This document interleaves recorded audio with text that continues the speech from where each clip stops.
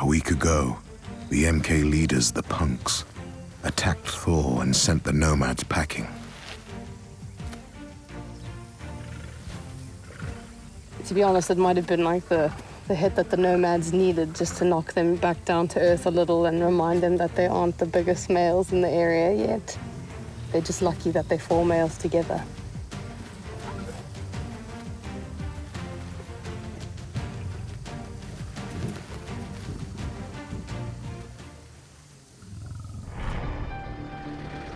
Nathan's been keeping tabs on the males since their attack.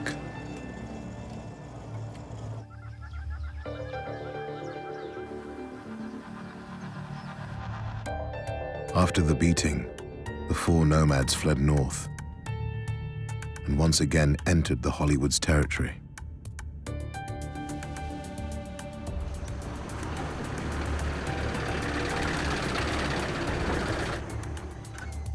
Since their arrival, the brothers have been lying low.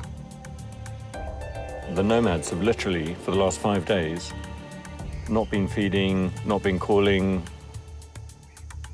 I mean, I've seen it a couple of times in lines before where they just all sit down and they do absolutely nothing. I think the nomads have definitely lost their attitude and their confidence. The nomads entered the valley on a mission to conquer a pride and gain a territory. But after Thor's beating from the punks, the MK pride is off their list, which leaves them one option: taking over the all-female Hollywood pride. The last time they met, it didn't end well for the Hollywood females. The nomads' attack 8 weeks ago left Ava, the matriarch, badly injured. The 6 lionesses retreated to the far north of their territory, where they've since made a full recovery.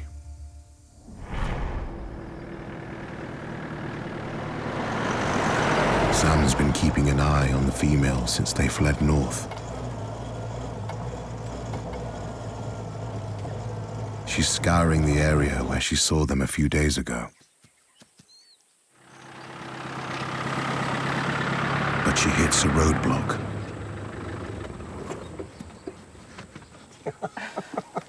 Such a relaxed giraffe. It's just amazing being this close to him. So this is a thorny crop giraffe, and they are endemic to the valley, which is just another amazing thing about South Luangwa, really. It's a really beautiful and graceful animal. A great lion spotter also. When giraffes stand still and stare at one spot, it usually means they've found lions. But there's no sign of them here. So Sam's using another bush trick to help her find the Hollywood females.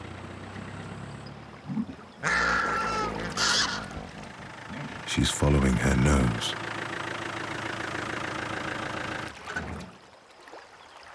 So we were looking for the Hollywoods this morning, and while we were driving along the river, we came across something that was really smelly. So we thought, let's check out the smell first, and we've come across this dead hippo with a lot of crocs busy eating it. And what do you know, we found the Hollywoods watching the hippo being eaten.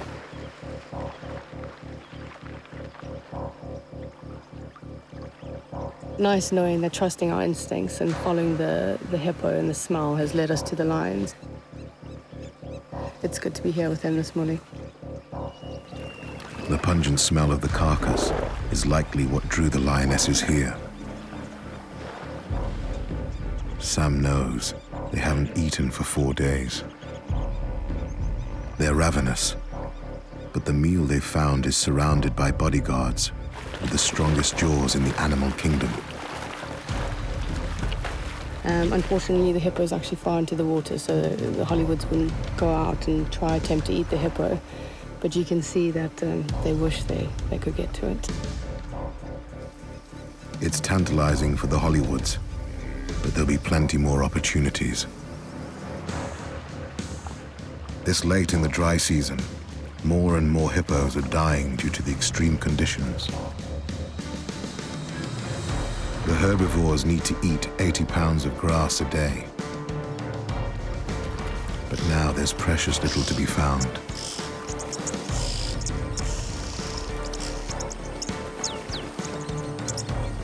As the river dwindles, even their basic need to keep cool is something they must fight for.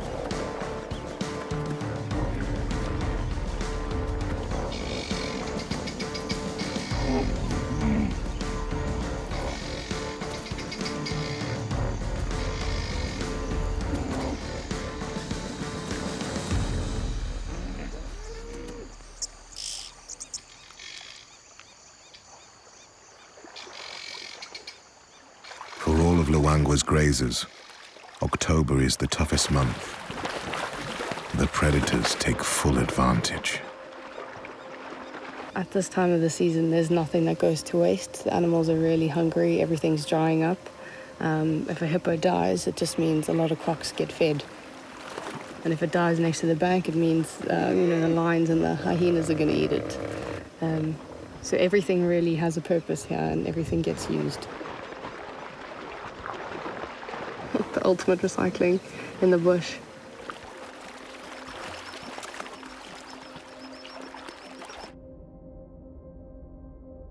"9 miles downriver, in the far south of the MK territory, Nathan's out looking for the 5 young cubs.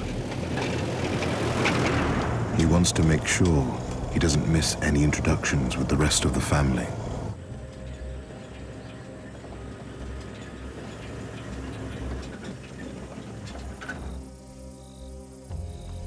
Nathan finds them close to the river with their mothers and grandmother, doing their best to cope in a sweltering 110-degree heat. As usual, Zuri's cubs are sticking close to their mother in the shade. But Spotty, Rose's adventurous son, has other ideas. At 4 months old, he's growing bolder every day. Not for the first time, he's leading his sisters astray.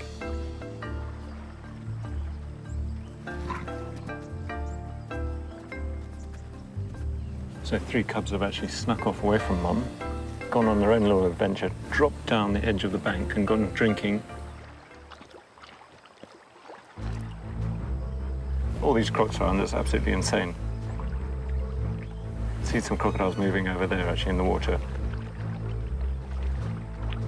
Rose's cubs are too young to understand the danger they're in.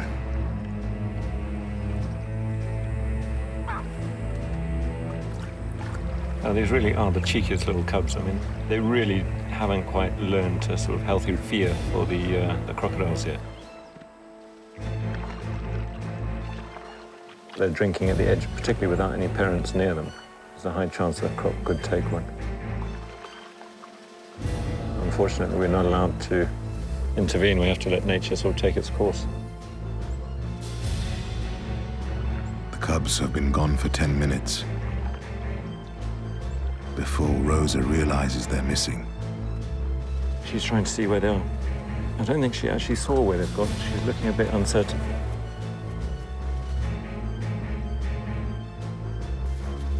Rosa chooses to search upstream in the wrong direction. It's their Aunt Zuri who hears the cubs' distant calls. She got up and ran across, trying to help. She can hear them, but she can't see them. The cubs have got themselves onto a rocky ledge. They might be stuck down there. I mean, this is pretty dangerous for the cubs because it's very easy for them to slip and fall down. There's a crocodile coming. Crazy. Zuri is desperate to help them, but she can't risk her cubs coming with her. It's a pretty steep bank there, and I think you can see here the mother really doesn't want the cubs to go there. She's grabbing them and pulling them back again. She tries to leave her cubs with their grandmother.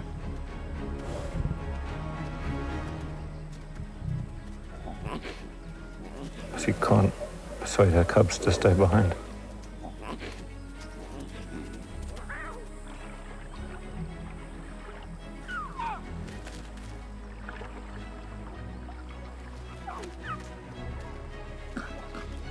At last, Spotty finds a route out.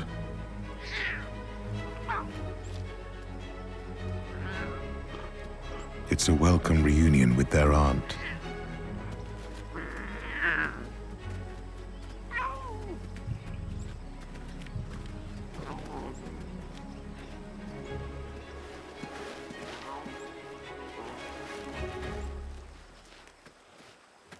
Yuri gets them as far from the river as she can.